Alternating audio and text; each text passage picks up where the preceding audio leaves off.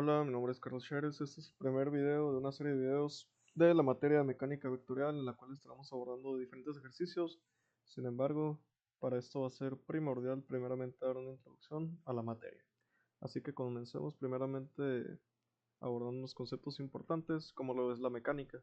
La mecánica se puede definir como la ciencia que describe y predice las condiciones de reposo o movimiento de los cuerpos bajo la acción de fuerzas. Aquí podemos ver esta figura que es una polea.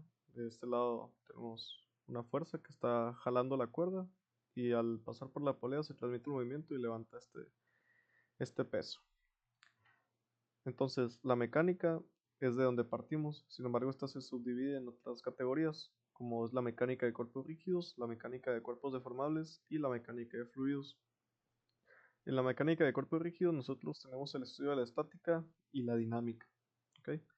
La estática son los cuerpos en reposo y la dinámica los cuerpos en movimiento. En la mecánica de cuerpos deformables tenemos lo que es la mecánica de materiales. Mecánica de materiales es una materia que algunas carreras, como lo son mecánica aeroespacial, la ven en posteriores semestres y habla de cómo se comportan los materiales bajo efecto de diferentes fuerzas, ya sea tensión, cortante, aplastamiento, etc. Y en la mecánica de fluidos estudiamos cómo se comportan los fluidos, ya sean compresibles, como lo son los gases, y los fluidos incompresibles, como lo son los líquidos. Sigamos con los conceptos. Tenemos un concepto que es el espacio, el cual es el escenario donde se desarrollan todos los fenómenos físicos. En mecánica vectorial consideramos el espacio tridimensional euclidiano, que es el que se caracteriza por las tres dimensiones: longitud, anchura y altura, que son las coordenadas x, y, z. El tiempo es una dimensión que nos permite describir cambios y secuenciar eventos, y es indispensable para formular y resolver las ecuaciones de movimiento que describen los sistemas físicos. Siempre hemos estado hablando de tiempo, ya sea segundos, minutos, horas, porque es el marco de referencia que nosotros tenemos para en cuánto tiempo suceden tales acciones.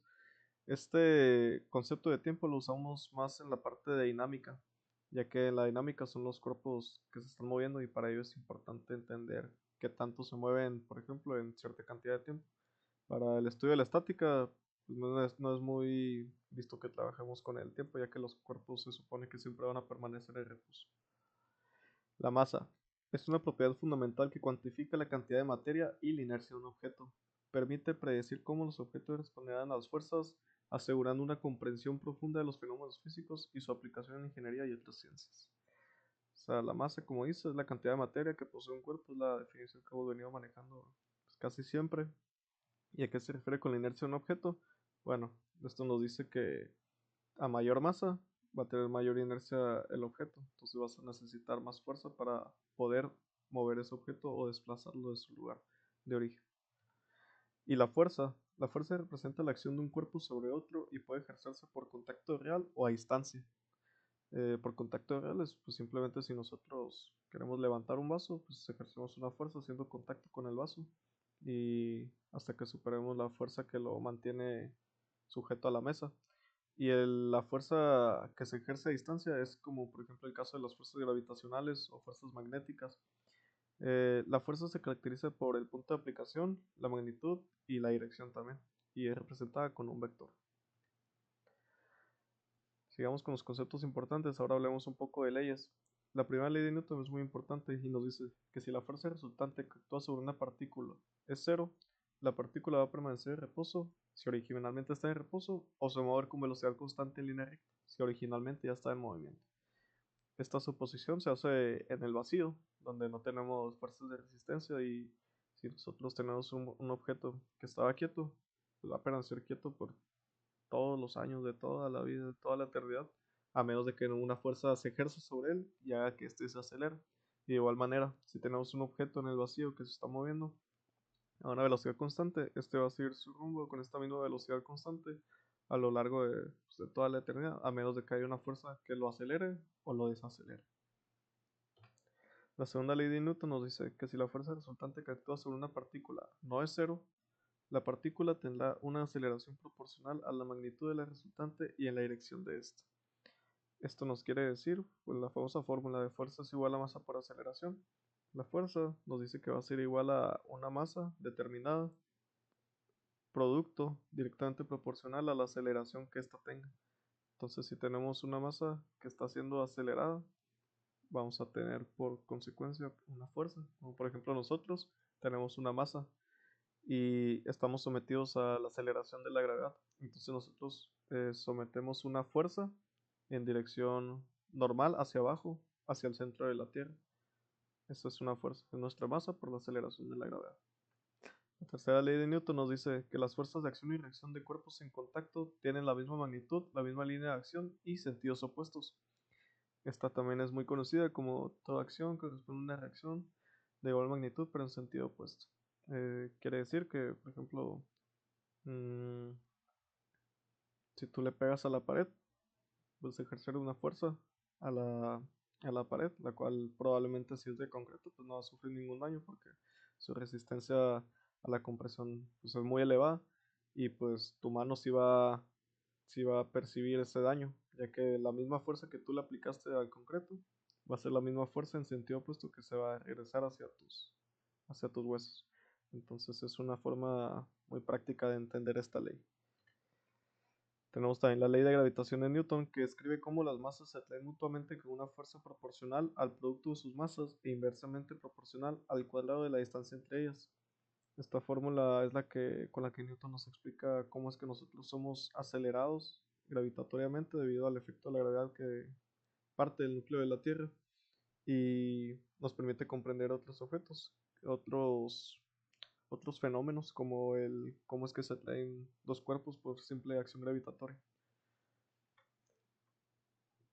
Para el estudio de la mecánica vectorial nosotros trabajamos con diferentes unidades y fenómenos. Entonces los fenómenos o las cantidades que nosotros manejamos tienen cierto lenguaje para poder entender todo de una misma manera. Principalmente se manejan dos sistemas de unidades, que es el sistema internacional y el sistema inglés.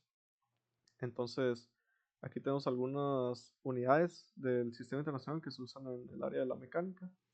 Tenemos algunas cantidades como las que corresponden a la aceleración, que son metros sobre segundo cuadrado, el ángulo, que se mide en radianes, la aceleración angular en radianes sobre segundo cuadrado, el área en metros cuadrados, la energía en joules o newton por metro, etcétera. Y de igual manera tenemos sus unidades en el sistema inglés, que son las que se usan en Reino Unido y Estados Unidos principalmente, donde la aceleración en vez de tener metros sobre segundo cuadrado, tenemos pies sobre segundo cuadrado y de igual manera aquí podemos ver en esta tabla su equivalencia al sistema internacional. Es muy importante que nosotros podamos y sepamos cómo manejar esta conversión de unidades, ya que constantemente nosotros puede que tengamos un ejercicio y nos den algunos datos en un sistema y tengamos que convertirlo a otro sistema para poder homologar las unidades. Entonces aquí existen algunas conversiones directas, como tenemos que un pie equivale a 0.3048 metros o a 30 centímetros, una milla equivale a 1.6 kilómetros, una pulgada equivale a 25.4 milímetros o 2.54 centímetros, una libra fuerza equivale a 4.44 newtons. Un slug, que es la unidad de masa en el sistema inglés, equivale a 14.59 kilogramos. O una libra masa, que equivale a 0.45 kilogramos. Estas son algunas unidades que uno tiene que tener en cuenta muy a la mano, ya sea memorizándoselas o intentando entenderlas para no olvidarlas, ya que nos va a ser más fácil para resolver los problemas de una manera más rápida. Sin embargo, siempre se puede tener una tabla de este tipo de conversiones para no equivocarnos. Y de igual manera tenemos que trabajar lo que es la, los sistemas de unidades, que es lo primero que quiero que veamos, que es cómo pasar de un tipo de unidad a otro, ya sea con el método de multiplicar y cancelar unidades, que es lo que yo les voy a enseñar en este caso. Por ejemplo, tenemos aquí en el inciso A, eh, queremos convertir 12 metros a pulgadas. Entonces, anteriormente nosotros vimos algunas unidades, sin embargo no habíamos visto esto, pero esto se puede consultar en tablas del libro del Bill Johnston o viene de internet. Y tenemos que un metro equivale a 39.37 pulgadas. Entonces nosotros cómo pasamos, o sea, sabemos que un metro equivale a 39.37 pulgadas y cómo es que vamos a convertir estos 12 metros a pulgadas. De esta manera, tenemos 12 metros y queremos convertirlo a pulgadas, por lo tanto Para nosotros poder cancelar los metros, vamos a necesitar dividirlo entre metros, y para eso tenemos esta equivalencia. Acabamos de definir que 39.37 pulgadas es un metro y tenemos 12 metros. Entonces, cuando nosotros tengamos 12 metros por 39.37 pulgadas sobre un metro, vamos a tener que se cancelan estas unidades, el metro se va con el metro y nos van a quedar solo las pulgadas. Entonces se hace el producto simplemente de 12 por 39.37, que es 472.44, y si lo dividimos entre 1, pues sabemos que el resultado va a ser el mismo valor. Entonces así llegamos a este valor. De igual manera, cuando para el inciso B nosotros queremos convertir 5 pies a centímetros, entonces un pie equivale a 30.48 centímetros. Eso es una medida que está dada. Entonces, de igual manera, queremos convertir de pies a centímetros, nos tenemos que deshacer de los pies. Por lo tanto, vamos a dividir sobre pies. Y sabemos que un pie son 30.48 centímetros. Por lo tanto, 5 pies por 30.48 centímetros entre un pie. Se van a cancelar los pies. Y va a ser el producto de 5 por 30.48, que va a ser 152.4 centímetros, que son las unidades que nos quedan. Ahora bien, si queremos convertir 5 centímetros a millas, nosotros investigando podemos saber que un centímetro equivale a 0.000006214 millas. Entonces seguimos la misma metodología que ya estamos trabajando anteriormente. Y si tenemos centímetros, para deshacernos de los centímetros y convertir a millas, tenemos que dividir sobre centímetro usando esta equivalencia de acá. Entonces tenemos la equivalencia, simplemente se hace el producto de estos dos, y como tenemos centímetros multiplicando y dividiendo, se nos van a cancelar y nos van a quedar millas, siendo este el resultado. Para el inciso D, tenemos convertir 20 newtons a libras fuerza. Un newton sabemos que equivale a 0.2248 libras fuerza. Entonces, si queremos convertir a libras fuerza, nos tenemos que deshacer de los newtons. Tenemos esta equivalencia, la expresamos de esta manera, un cociente, de tal manera que se nos cancelen los newtons. Y realizando el producto de 20 por 0.2248, tenemos 4.496 libras fuerza, que son las unidades que nos quedan en el numerador. Ahora bien, si queremos convertir de 4 libras a kilogramos, nosotros sabemos que una libra equivale a 0.45359 kilogramos. Entonces, queremos pasar de libras a kilogramos. Entonces, para deshacernos las unidades de libras, tenemos que dividir sobre libras haciendo uso de esta conversión. Y simplemente se hace el producto de este con este. Y como estas dos unidades se cancelan, nos quedan las unidades de kilogramos y el producto de estos dos, que es 1.8143 kilogramos. Ahora bien, tenemos convertir 8 slugs a kilogramos. Sabemos que un slug equivale a 14.59 kilogramos. Esto es sistema inglés y esto es sistema internacional. Entonces, si queremos convertir slug a kilogramos, nos tenemos que deshacer las unidades de slug. Entonces vamos a tener que dividir por unidades de slug haciendo uso de esta conversión. Y tenemos que separar el slug con el slug, y este va a ser el producto de estos dos valores, lo cual nos va a dar 116.72, y las unidades son las que nos quedaron acá, ya que estos dos se cancelaron y nos quedan las del numerador. Estos tres ejercicios, como podemos observar, no son unidades simples, sino que son unidades compuestas, ya que ya no tenemos simplemente una unidad de masa, una unidad de fuerza, una unidad de tiempo, sino que ahora tenemos unidades compuestas. En este caso estamos hablando de velocidad, ya que tenemos distancia, estamos hablando de velocidad, que tenemos distancia, que son metros, y tiempo, que son segundos. Y nosotros queremos convertir de metros por segundo a pies por segundo. Entonces, ¿cómo vamos a hacer esto? En este caso nosotros tenemos segundos que son lo mismo en los dos sistemas. El segundo es universal, vale lo mismo en cualquier sistema. Lo único que cambia aquí son los metros y los pies. Y sabemos que un metro equivale a 3.28 pies. Entonces, para realizar esta conversión, sabemos que estos segundos se nos van a quedar. Estos no los ocupamos quitar, ya que buscamos que se queden pies por segundo. Lo único de lo que nos tenemos que deshacer son de los metros. Y los metros los vamos a cancelar. ¿Cómo los vamos a cancelar? Pues dividiendo. Si aquí está el numerador, lo ocupamos tener multiplicando por el denominador del mismo metro, para que estos se cancelen. Y usando la misma equivalencia que planteamos aquí, que tenemos que un metro equivale a 3.28084 pies y que tenemos que 3.28084 pies son un metro, se nos cancelan los metros, se hace el producto de estos dos y ya obtenemos que 3 metros por segundo es igual a 9.852 pies por segundo. ¿De acuerdo? Para el inciso H tenemos que convertir de 20 millas por hora a metros por segundo. Y aquí ya cambia el asunto, porque ahora tenemos que 20 millas por hora, para convertirlo a metros por segundo, sabemos que las millas una milla equivale a 1609.34 metros o 1.6 kilómetros. Entonces, para hacer esto, nosotros lo que vamos a hacer es multiplicar para cancelar las millas. Este se va a ir con este, usando esta misma conversión. Y en este caso me faltó ponerle aquí la conversión para cancelar la hora para convertirlo a segundos, ya que ocupamos que aquí abajo nos queden segundos y no horas. Y para ese caso lo que vamos a hacer, o lo que se tuvo que haber hecho, es que aquí se pone en este caso tenemos la hora en el denominador, ahora la ocuparíamos tener en el numerador para que se cancelen.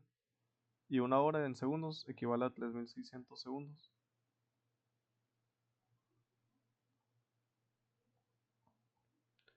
De esta manera, cuando toda esta multiplicación se dé, la hora se va a ir con la hora y ya nos van a quedar las puras unidades que nos sobraron, que son metros sobre segundo.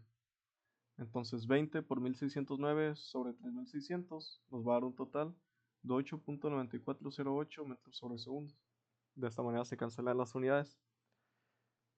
Y ahora bien, para el inciso I, tenemos que convertir 9.81 metros sobre segundo cuadrado a pies sobre segundo cuadrado. Entonces, esto, si ustedes saben, esta es la aceleración de la gravedad en el sistema internacional. Y al nosotros convertirlo a esto, estamos buscando la aceleración de la gravedad en el sistema inglés.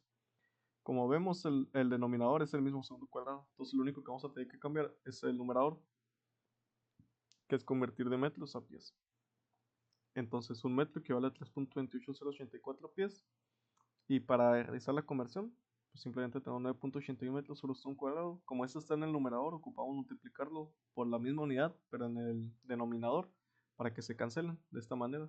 Y simplemente se realiza el producto entre estos dos y tenemos que la aceleración de la gravedad en el sistema inglés es de 32.185 pies sobre segundo cuadrado, aunque normalmente lo manejamos como 32.2.